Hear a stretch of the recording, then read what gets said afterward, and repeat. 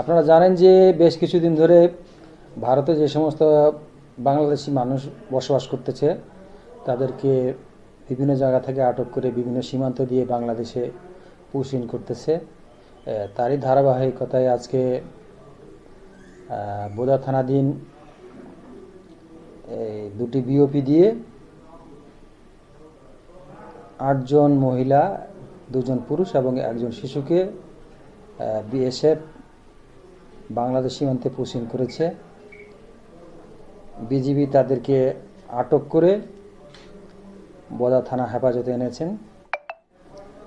তারা এজাহার দিলে তাদের আইনি প্রক্রিয়া সম্পন্ন করে বিজ্ঞ আদালতে তাদেরকে প্রেরণ করা হবে। এই মামলাটা বিজিবি কর্তৃক তদন্ত করা হবে।